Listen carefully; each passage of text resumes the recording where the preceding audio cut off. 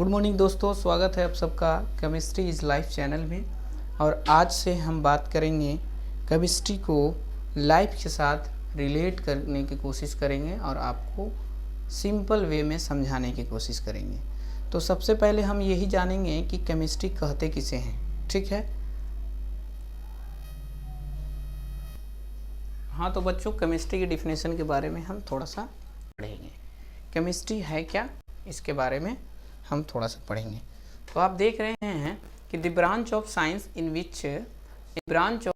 In which study about structure of matter. मतलब कहने का मतलब ये है कि किसी भी पदार्थ के स्ट्रक्चर के बारे में अगर हम पता करते हैं तो उसे हम केमिस्ट्री में पढ़ते हैं। क्या पढ़ते हैं हम? केमिस्ट्री में हम पढ़ते हैं। ठीक है, जैसे मान लीजिए आप सपोज डेट अगर आपको ईजी में लिख दिए ग्लूकोज, इसका मतलब ग्लूकोज के अगर स्ट्रक्चर के बारे में अगर हम पढ़ेंगे, ग्लूकोज कहाँ पढ़ना है ये नहीं पता, लेकिन अगर इसकी स्ट्रक्चर के बारे में हमको जानकारी लेना है तो वो हम केमिस्ट्री में पढ़ेंगे। तो पूरी organic chemistry, inorganic chemistry, physical chemistry कुछ नहीं होता है। फिजिकल केमिस्ट्री किसी कैरेक्टरिस्टिक को बताता है और वो बहुत इम्पोर्टेंट है ना। सारी विशेषताएं फिजिकल केमिस्ट्री बताती है। ऑर्गेनिक केमिस्ट्री जो होती है वो मटेरियल्स पूरे सारे ऑर्गेनिक्स होते हैं। लगभग मोर देन 90% आपको मटेरियल ऑर्गेनिक कंपाउंड के मिलेंगे, 10% इनऑर्गेनिक कंपाउंड के मटेरियल्स मिलते हैं। और वो ऐसा क्यों मिलते हैं, वो ऐसा क्या होते हैं, वो समय के साथ साथ हम सीख लेंगे।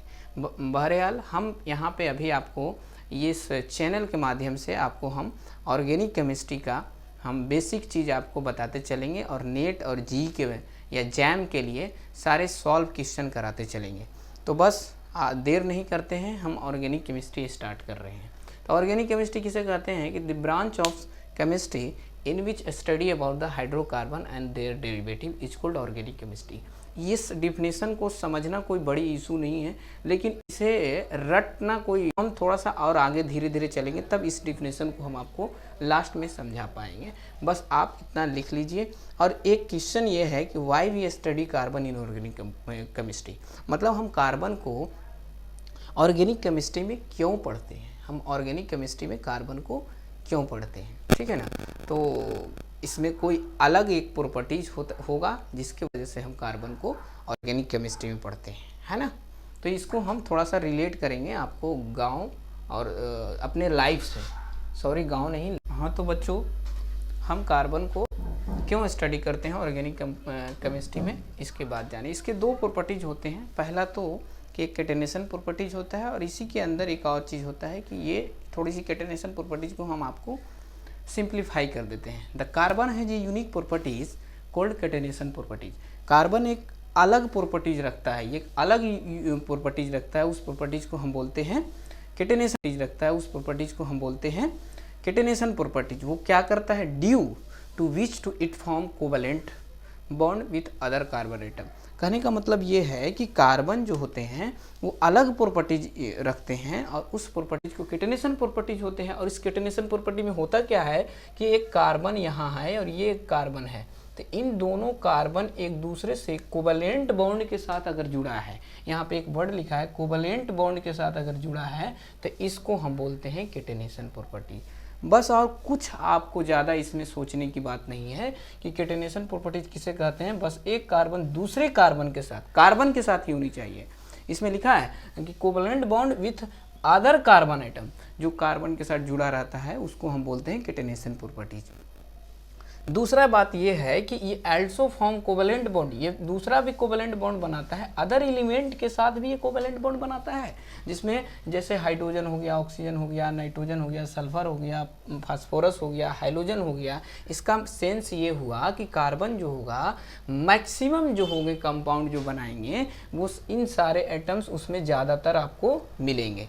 ठीक है ना। तो कहने का मतलब ये है कि कार्बन के अंदर दो property, carbon has a two unique properties के कारण वो सेपरेट होता है। यहाँ नीचे लिखा भी है कि and halogen so separate branch of chemistry is called organic chemistry. मतलब कार्बन जो अगर ऑक्सीजन के साथ भी बॉन्ड बनाता है, हाइड्रोजन के साथ भी बॉन्ड बनाता है, नाइट्रोजन के साथ भी बॉन्ड बनाता है, फास्फोरस के साथ भी बॉन्ड बनाता है, तो बहुत सारे कंपाउंड हो जाएंगे। तो इसीलिए इसको हम अलग कंपाउंड, अलग सेपरेट केमिस्ट्री में रखते हैं, जिसका नाम है ऑर्गेनिक केमिस्ट्री। आप ऐसे भी लिख सकते हैं, कोई बड़ा इशू नहीं है। ठीक है। तो अब एक चीज़ और, एक इंटरेस्टिंग बात है कि पूरे ऑर्गेनिक केमिस्ट्री में 118 एलिमेंट अभी तक है, या 119 या 120 जो भी है। अकेले कार्बन जो होते हैं 1.4 मिलियन कंपाउंड बनाता है, जबकि अगर आप पूरे कंपाउंड को जोड़ लें 117, अगर इन सारे एलिमेंट जो होंगे वो अगर इन पूरे मिल जाएंगे तो 50,000 सिर्फ कंपाउंड बनेंगे। तो कहीं ना कहीं आप देख सकते हैं कि ऑर्गेनिक कंपाउंड कितने ज़्यादा हैं, इसीलिए इसको अलग कर दिया। इसको ऐसे रिलेट आप सोच सकते हैं कि कार्बन को सबसे प्यार होता है, और प्यार का नाम ही केमिस्ट्री होता है। अब जैसे आपको किसी बोलचाल की भाषा में कह देते हैं कि आप दोनों की केमिस्ट्री बहुत अच्छी है, इसका मतलब ये हुआ कि आप दोनों की बॉन्डिंग बहुत अच्छी है। तो कार्बन को अपने से भी बहुत प्यार होता है, क्योंकि ये सिंगल बॉन्ड बना भी सकता है, ये डबल बॉन्ड भी बना सकता है, ये है तो कोवेलेंट बॉन्ड ही। अगर ये ट्रिपल बॉन्ड भी बना रहा है तो कोवेलेंट बॉन्ड है, अगर सिंगल बॉन्ड भी बना रहा है तो कोवेलेंट बॉन्ड है। तो कहने का मतलब ये है मेरा कि कार्बन अगर रिंग भी बना रहा है तो वो भी एक कोवेलेंटली बॉन्ड ही है, तो वो भी कैटेनेशन प्रॉपर्टीज के ही अंदर आएंगे, है ना। तो बात, और कार्बन ऑक्सीजन के साथ भी बना रहा है, तो कार्बन जो है सबसे प्यार करता है, ऑक्सीजन के साथ भी, ऑक्सीजन के साथ में, सल्फर के साथ में भी, क्लोरीन के साथ में भी। उसी तरह से आप इसको इस तरह से भी रिलेट कर सकते हैं कि अगर गांव में अगर एक कोई दुकानदार है तो वो दुकानदार के पास अगर बहुत सारे ग्राहक आने लगते हैं तो वो एक बड़ा सा दुकान कर लेता है, बस वो भी बात है। तो कार्बन के बहुत सारे कंपाउंड बनाने लगते हैं, इसीलिए सेपरेट इसको किया जाता है। थोड़ी देर के बाद हम आपको थोड़ा समझाने की कोशिश करेंगे कि कार्बन, आपको थोड़ा सा समझ में आएगा कि वाकई में कार्बन बहुत ज़्यादा कंपाउंड बनाते हैं। थोड़ी सी हम इंट्रोडक्शन इसका ऑर्गेनिक। हाँ तो बच्चों अब जानेंगे application of organic compound. Application of organic के बारे में है कि मतलब ऑर्गेनिक केमिस्ट्री बेसिकली है जो लाइफ को चलाने के लिए, सस्टेन करने के लिए हमको ज़रूरत पड़ेगा ऑर्गेनिक कंपाउंड के। तो होगा क्या बच्चों कि ऑर्गेनिक, इसमें लिखा है दो, आप खुद से आप सोच सकते हैं, हम उतना कोशिश करेंगे, बताने की कोशिश करेंगे आपको। ऑर्गेनिक कंपाउंड जो होते हैं are more useful for sustaining life, जैसे रेटिनल, जैसे डीएनए, प्रोटीन और बहुत सारे कंपाउंड होते हैं ऑर्गेनिक। काम क्या होता है देखें इस बात को। रेटिनल एक ऐसा कंपाउंड है जिसके वजह से किसी भी ऑर्गेनिक कंपाउंड है जो जिसके वजह से हम किसी चीज़ को देखते हैं। डीएनए भी एक ऑर्गेनिक कंपाउंड है जिससे वजह से हम किसी जेनेटिक का इन्फॉर्मेशन करते हैं। प्रोटीन भी एक ऑर्गेनिक कंपाउंड है, जो दाल वगैरह हम खाते हैं इसमें सबसे ज़्यादा प्रोटीन होते हैं जिससे मसल्स बनते हैं। तो अगर हम किसी चीज़ को सुन भी रहे हैं या सोच रहे हैं तो वो भी किसी न किसी ऑर्गेनिक कंपाउंड की वजह से सोच रहे हैं। तो हमारी लाइफ जो है पूरा डिपेंड है ऑर्गेनिक केमिस्ट्री पे। अब जैसे मटेरियल्स की बात करें, जैसे क्लोथ जो हम शर्ट पहनते हैं, आपने सुना होगा, तो नायलॉन भी एक क्या है, एक टायर का नाम आपने सुना होगा, तो ये भी क्या है, ऑर्गेनिक कंपाउंड है। आप फ्यूल का नाम, जिसमें पेट्रोल का नाम सुने होंगे, नाम सुने क्या हो, डेली यूज भी करते होंगे, मोटरसाइकिल में इधर उधर लेके घूमते भी होंगे, पेट्रोल का सुने होंगे। और मेडिसिन तो आप देख ही रहे हैं, कोरोना जब से हो गया वो भी एक ऑर्गेनिक कंपाउंड होता है, तो वो भी एक ऑर्गेनिक कंपाउंड होता है। कहते हैं केमिस्ट्री की शुरुआत कहाँ से हुआ, ऑर्गेनिक केमिस्ट्री की शुरुआत कौन कौन से साइंटिस्ट हैं जिन्होंने किया। हाँ तो बच्चों हम बात करते हैं हिस्ट्री ऑफ ऑर्गेनिक केमिस्ट्री, मतलब सबसे पहले शुरुआत ऑर्गेनिक केमिस्ट्री की कहाँ से हुई थी, थोड़ी सी हिस्ट्री की बात करेंगे। बहुत अच्छे अच्छे साइंटिस्ट थे और बहुत अपने उस ज़माने में बहुत इनको मान आदर होता था, इसे भाषा में बोल सकते हैं मान आदर खूब बढ़िया होता था। तो सबसे पहले नाम आता है ऑर्गेनिक केमिस्ट्री में बर्जीलियस। ये बर्जीलियस जो थे स्वीडन के थे। स्वीडन में अगर आप, जैसे मैं इंडिया के हूँ तो इंडियन हमको कह सकते हैं, तो उसी तरह से स्वीडन के थे तो इसको स्वीडिश कहा जाता था। तो उस टाइम में इन्होंने एक बात कहा था जो कि the organic compound obtained from plant and animals living organism and inorganic compound obtained from minerals non living organism. The organic compound couldn't be synthesized in laboratory due to mysterious force, sorry इसमें mysterious force होना चाहिए, mysterious force के कारण इसको हम laboratory में नहीं बना सकते हैं। मतलब कहने का इसका हम आपको एक कंक्लूजन बताते हैं। इन्होंने कहा क्या कि ऑर्गेनिक कंपाउंड जो होते हैं वो लिविंग से हम उसे ऑब्टेन कर सकते हैं, और इनऑर्गेनिक कंपाउंड जो होते हैं उसे हम मिनरल से हम प्राप्त करते हैं या ऑब्टेन करते हैं, ठीक है, या बनाते हैं। और ऑर्गेनिक कंपाउंड को हम सिंथेसाइज नहीं कर सकते हैं इनऑर्गेनिक कंपाउंड से। क्यों? तो इनका आंसर था क्यों नहीं कर सकते हैं, क्योंकि इसमें मिस्टेरियस फोर्स होते हैं, और ये मिस्टेरियस जो फोर्स होते हैं वो हम मिस्टेरियस जो फोर्स होते हैं इसके वजह से हम इसे और लेबोरेटरी में बना नहीं सकते हैं। और ये बात उस जब 19 सेंचुरी की है। ये कब की बात है? 19 सेंचुरी, करीब करीब अगर आप NCERT बुक पढ़ेंगे तो 1700 तो 18 सेंचुरी हो जाएगा, 1780 के अराउंड होगा, मतलब 200 साल पहले की ये बात है, इन्होंने कहा था। तो 50 साल तक इनकी बात को लोग मानते रहे, क्योंकि जब बर्जिलियस कुछ बात कह देते थे तो लोग को मतलब ऐसा लगता था कि वो बात सही है, और बिल्कुल कहीं बात तक इनकी बात सही भी हुई है, और कुछ कुछ इसमें डिमेरिट है, इसीलिए कोई नया थ्योरी आते हैं। उनका नाम है ओहलर। तो वो क्या कहें ऑर्गेनिक कंपाउंड के बारे में? इन्होंने कह दिया कि ऑर्गेनिक कंपाउंड जो होते हैं वो, फिर से इस चीज़ को थोड़ी सी एक बार हम रिमेंबर कर लेते हैं कि ऑर्गेनिक कंपाउंड जो होते हैं लिविंग ऑर्गेनिज्म से मिलते हैं, प्लांट से मिलते हैं, और इनऑर्गेनिक जो होते हैं मिनरल से मिलते हैं। ऑर्गेनिक कंपाउंड को हम लेबोरेटरी में सिंथेसाइज नहीं कर सकते हैं, बना नहीं सकते हैं इनऑर्गेनिक कंपाउंड से। इन्होंने ये बात कह दी है, और इस थ्योरी का नाम है विटल फोर्स थ्योरी। क्यों है? क्योंकि मिस्टेरियस फोर्स का अर्थ होता है विटल फोर्स, इसीलिए इसको हम थ्योरी का नाम रखा गया विटल फोर्स थ्योरी। तो बच्चों आगे थोड़ा सा हम दूसरे साइंटिस्ट के बारे में नाम जानेंगे, जिनका नाम है ओहलर। क्या नाम है बाबू? ओहलर। तो हाँ, तो बच्चों ओहलर ने क्या बताएं? ओहलर बोले क्या कि अगर इन्होंने कुछ अपने लैब में कुछ काम कर रहे थे, ये असिस्टेंट प्रोफेसर से केमिस्ट्री के, ये जर्मन के साइंटिस्ट हैं। ये थे जो साइंटिस्ट जर्मन के 19 सेंचुरी की ये भी बात है, उस ज़माने के ये भी बहुत अच्छे साइंटिस्ट कहे जाते थे। तो ये मर गए हैं, लेकिन अपनी बात जो हमसे कहवा जरूर रहे हैं। तो जो भी लोग मर जाते हैं उनकी जो बात होती है वही कहते हैं, और उनके उसी व्यू से उनको याद भी किया जा रहा है। आज हम भी याद कर रहे हैं, आप भी याद करते होंगे। तो ये किए क्या थे कि अमोनियम क्लोराइड को पोटेशियम साइनाइड के साथ रिएक्शन करा के अमोनियम साइनाइड बनाए थे, और बहुत देरी तक इसको रीअरेंजमेंट के लिए बहुत देरी तक इसको हीट करते गए। बहुत सारी देरी तक इसको हीट करने के बाद इनको मिल गया यूरिया। और ये जिन्होंने कंपाउंड से बनाया अमोनियम साइनेट से, तो अमोनियम साइनेट एक इनऑर्गेनिक कंपाउंड था और बन गया ऑर्गेनिक कंपाउंड। तो बात तो जो बर्जिलियस कहे थे कि हम लैब में इनऑर्गेनिक से ऑर्गेनिक कंपाउंड को हम नहीं बना सकते हैं, और उसको नाम दिया था मिस्टेरियस फोर्स के वजह से हम नहीं बना सकते हैं, क्योंकि मिस्टेरियस फोर्स को हम लैब में नहीं बना सकते हैं। तो जो वो उन्होंने बात कह के गए, उसके बाद यहाँ हुआ क्या कि इनऑर्गेनिक से इन्होंने ऑर्गेनिक कंपाउंड को बना दिया। तो आप खुद से सोच सकते हैं कि विटल फोर्स थ्योरी जो है था उस कोलैप्स कर गया उस ज़माने में। फिर उसको इन्होंने प्रूव करने के बाद यहीं से ऑर्गेनिक केमिस्ट्री का निजात हो गया, मतलब शुरुआत हुआ ऑर्गेनिक केमिस्ट्री का। अभी भी फादर्स इन्हीं का नाम आता है अगर आप गूगल पे सर्च करेंगे तो, लेकिन होना तो चाहिए उनका बर्जिलियस का, लेकिन फादर इन्हीं का नाम आता है। ऑर्गेनिक केमिस्ट्री के फादर यही कहे जाते हैं। तो इन्होंने इनऑर्गेनिक से ऑर्गेनिक कंपाउंड बना दिया। तो दूसरी बात, एक ग्रुप डी में कभी कभी सवाल पूछे जाते हैं कि सबसे पहले ऑर्गेनिक कंपाउंड किसने बनाया था, तो ओहलर ने। और इनके बाद एक और साइंटिस्ट है, उनका भी नाम लेंगे, जिसका नाम है कोल्बे। ये इन्हीं का स्टूडेंट थे कोल्बे, और कोल्बे ने भी एसिटिक एसिड बनाया था ऑर्गेनिक कंपाउंड को।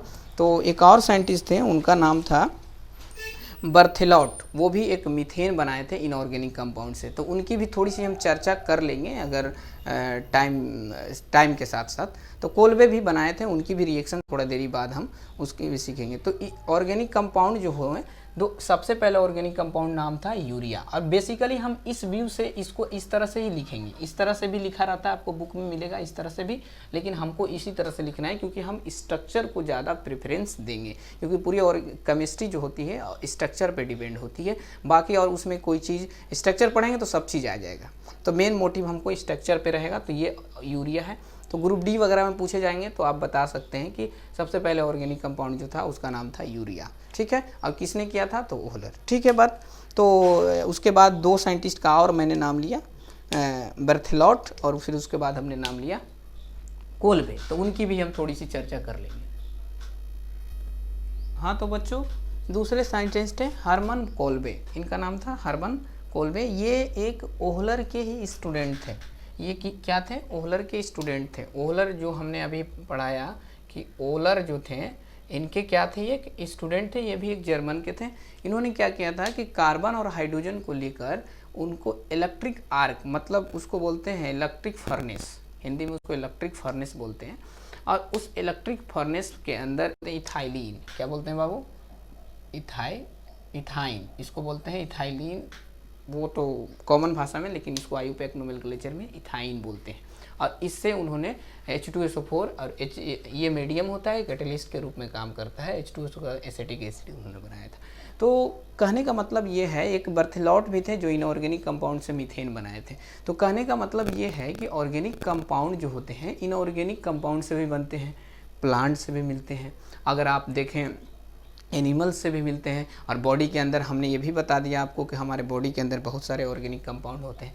तो मेरा मकसद ये है कि ऑर्गेनिक कंपाउंड, कार्बन के जितने कंपाउंड होते हैं वो सारे ऑर्गेनिक कंपाउंड होते हैं, सिवाय अगर आप कार्बन के साथ में आप ऐसे भी बोल सकते हैं कि CO2 भी एक कार्बन के कंपाउंड है, तो क्या है ऑर्गेनिक में पढ़ेंगे, तो इसको नहीं पढ़ेंगे। क्यों नहीं पढ़ेंगे, अभी थोड़ा सा हम आपको एक सर्टिफाई करेंगे, इसके पहले भी हमने आपको बताया है। या CaCO3 जो है इसको हम सर्टिफाइड करेंगे कि ये भी एक कार्बन कंपाउंड है, इसे ऑर्गेनिक केमिस्ट्री में क्यों नहीं पढ़ते हैं। तो हमारा कहने का मतलब ये है कि ऑर्गेनिक कंपाउंड जो होते हैं इनऑर्गेनिक से भी मिलते हैं। अब थोड़ी सी हम ये बात जानते हैं कि ऑर्गेनिक कंपाउंड में ऑर्गेनिक कंपाउंड कहते किसे हैं, ठीक है ना। अब हम ये भी जानेंगे कि ऑर्गेनिक कंपाउंड कहते किसे हैं, ठीक है ना। तो इसके पहले हमने एक डिफिनेशन आपको लिखवाया था कि हाइड्रोकार्बन एंड देयर डेरिवेटिव, मतलब कि कार्बन के साथ डायरेक्टली हाइड्रोजन भी हो तब उसको हाइड्रोकार्बन कहा जाता है। तो ऐसा तो यहाँ पे देखने के लिए नहीं मिल रहा है, यहाँ पे भी देखने के लिए नहीं मिल रहा है। कोई एक ऐसे भी होते उसको ऑर्गेनिक एंड देयर डेरिवेटिव को हम बोलते हैं ऑर्गेनिक कंपाउंड। देयर डेरिवेटिव को बोलते हैं इज कॉल्ड ऑर्गेनिक कंपाउंड। बस अगर है कोई तो ऑर्गेनिक कंपाउंड कहलाएगा, अगर ऐसा नहीं है तो हम उसको ऑर्गेनिक कंपाउंड नहीं कहेंगे। तो यहाँ पे ऑर्गेनिक कंपाउंड इसको हम नहीं कहेंगे क्योंकि इसके कार्बन के साथ हाइड्रोजन भी नहीं है। अगर हाइड्रोजन होता भी तो कार्बन के साथ डायरेक्टली अटैच होना चाहिए, मतलब कार्बन और हाइड्रोजन से डायरेक्टली अटैच को हम हाइड्रोकार्बन बोलते हैं एंड उसके डेरिवेटिव को हम बोलते हैं ऑर्गेनिक कंपाउंड, ठीक है। ऑर्गेनिक कंपाउंड या ऑर्गेनिक केमिस्ट्री क्या बोलते हैं, ऑर्गेनिक कंपाउंड या ऑर्गेनिक केमिस्ट्री। तो बेसिकली आपको थोड़ा सा अंदाजा हो गया होगा, ब्रीफली हमने आपको इंट्रोडक्शन दे दिया कि ऑर्गेनिक केमिस्ट्री होता क्या है, ऑर्गेनिक केमिस्ट्री का किस तरह से लिया गया, कि कहाँ कहाँ से आया। तो कंक्लूजन में, इस पूरे क्लास का कंक्लूजन अगर हम निकाला जाए, अगर आप सारांश देखें इस क्लास को, तो इसमें ये हमने पढ़ा कि ऑर्गेनिक कंपाउंड, पहले हमने पढ़ा कि केमिस्ट्री क्या होता है, फिर हमने पढ़ा कि ऑर्गेनिक केमिस्ट्री क्या होता है, फिर हमने थोड़ी सी हम इसको डीपली तो नहीं, बस हम आपको इतना ज़रूर बता देंगे कि आपको याद रहेगा। केमिस्ट्री किसे कहते हैं कि किसी भी पदार्थ की अगर हम स्ट्रक्चर को पता करते हैं तो केमिस्ट्री कहलाती है। ऑर्गेनिक केमिस्ट्री अभी हमने आपको बता दिया कि ऑर्गेनिक केमिस्ट्री इसको कहते हैं। कार्बन को हम क्यों स्टडी करते हैं, तो मैंने बताया था कि कैटेनेशन जो प्रॉपर्टीज होते हैं इसके अंदर यूनिक प्रॉपर्टीज होता है। और कैटेनेशन प्रॉपर्टीज किसको कहते हैं, बस यही याद रखना है कि एक कार्बन दूसरे कार्बन कोवेलेंटली अगर जुड़ा है, वो 3 बॉन्ड भी लगा सकता है, सिंगल बॉन्ड भी बना सकता है, और डबल बॉन्ड भी अगर वो बना रहा है तो ये कोवेलेंटली ही जुड़ा है कार्बन। तो इसको प्रॉपर्टीज को हम बोलते हैं कैटेनेशन प्रॉपर्टीज। ऐसा हर एलिमेंट नहीं करता है। और दूसरा कि कार्बन जो होता है, प्यार वाली बात याद कीजिए कि कार्बन जो होता है ऑक्सीजन से भी प्यार करता है, कार्बन जो होता है नाइट्रोजन से भी प्यार करता है, और कार्बन जो होता है सल्फर से भी प्यार करता है, कार्बन जो होता है फ्लोरीन से भी करता है, क्लोरीन से भी करता है, और ब्रोमीन से करता है। मतलब इसकी दोस्ती सबसे बनते रहती है, जिसके वजह से ये अलग ब्रांच इसको दे दिया गया है। अगर ये बात भी अगर आपको समझ में नहीं आता है तो मैंने आपको दुकानदार वाला भी बात बताया है, वो भी आप समझ सकते हैं। मैंने इंट्रोडक्शन भी आपको बताया कि कार्बन के जो कंपाउंड होते हैं वो कहाँ कहाँ मिलते हैं, ये भी मैंने ब्रीफ इंट्रोडक्शन बता दिया जो आप समझ सकते हैं। फिर मैंने आपको हिस्ट्री भी बताया कि ऑर्गेनिक कंपाउंड कहाँ से स्टार्ट हुआ। बस आपको इतना मैं इस क्लास में आपको बता दिया हूँ। अगले क्लास में जब मैं आऊँगा तो आपको फंक्शनल ग्रुप पूरा मैं पढ़ा दूंगा, और वो क्लास जो होगी 20 से 30 मिनट की वो वीडियो होगी पूरी ऑर्गेनिक केमिस्ट्री की। तो मैं आपको उसमें फंक्शनल ग्रुप के बारे में पूरा बढ़िया से बता दूंगा, और बिल्कुल सिंपल लैंग्वेज में, कोई ज़्यादा माइंड पे जोर देने की ज़रूरत नहीं है।